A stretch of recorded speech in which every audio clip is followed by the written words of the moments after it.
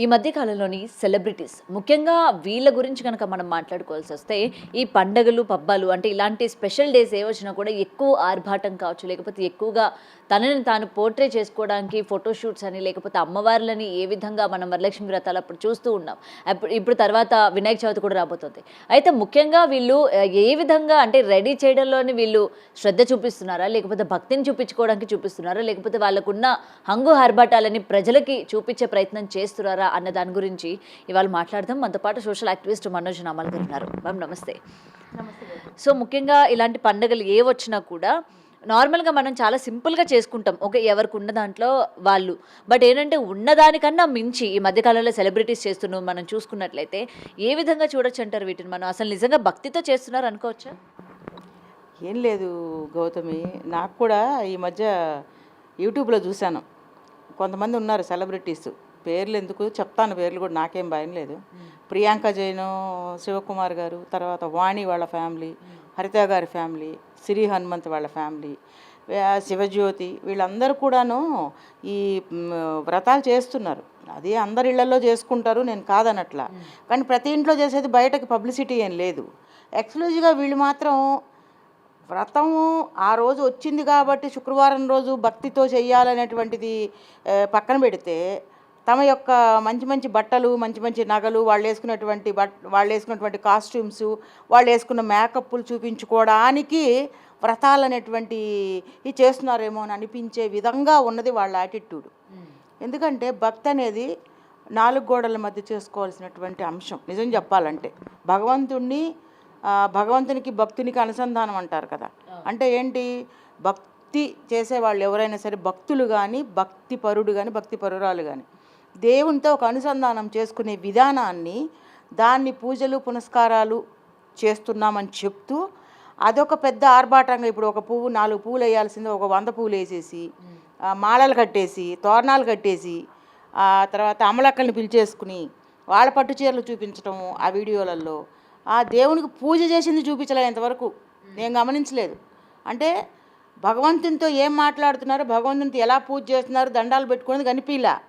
వాళ్ళు రావడము, వాయినాలు ఇచ్చుకోవడం, పుచ్చుకోవడము, వేసుకున్న నగలు అవి జూమ్ చేసి చూపించడము, చీరలు జూమ్ చేసి ఎలాంటి చీరలు కట్టుకున్నారు అనేటువంటిది వాళ్ళు వచ్చేటప్పుడు వెళ్ళేటప్పుడు ఇవంతా వాళ్ళ యొక్క వస్త్రధారణ చూపించడానికి మాత్రమే ఇలాంటివి చేస్తున్నట్టుగా అందరూ చెప్పుకుంటున్నారు. నేను కూడా అదే అనుకుంటున్నాను. ఓకే, అంటే ముఖ్యంగా సెలబ్రిటీస్ ఈ పండగలకి అంటే మీరు అన్నట్టు కేవలం వాళ్ళు వేసుకున్నవి లేకపోతే వాళ్ళకి ఉన్నవి చూపించుకోవడానికే తప్ప ఎక్కడ కూడా భక్తి మార్గం కనిపించట్లేదు. ఇంక ఈ మధ్య ఏంటంటే నేను ఇంత వెండి కొన్నాను, లేకపోతే ఇంత బంగారం కొన్నాను, దేవుడికి ఇంత కొన్నాను అంటే కొంతమంది వెండి రూపంగా ప్రతిష్ఠిస్తూ ఉంటారు, కొంతమంది బంగారం రూపంలో కూడా పెట్టుకుంటూ ఉంటారు.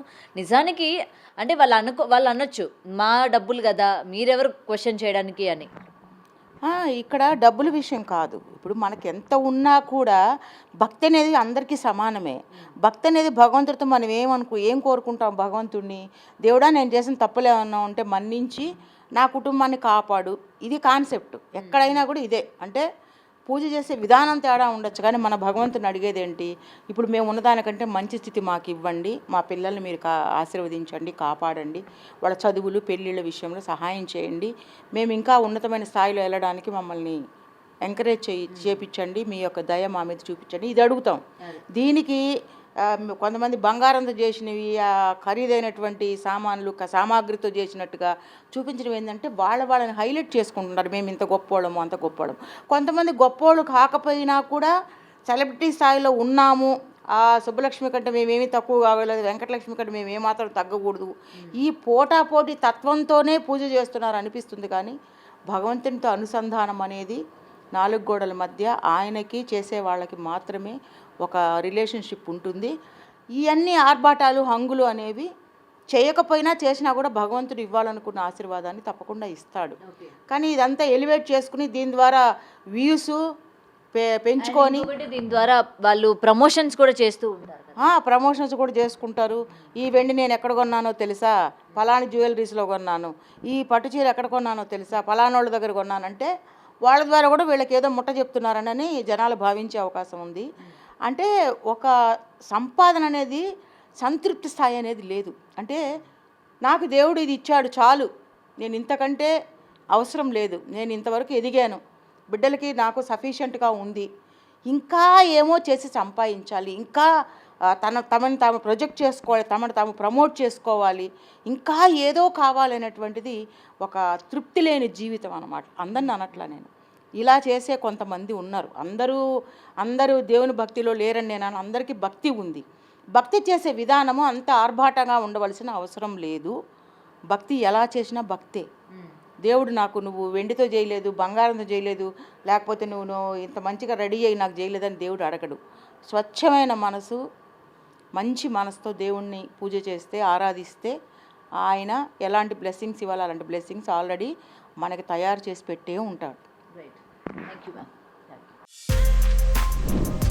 For more videos like this, subscribe Big TV channel.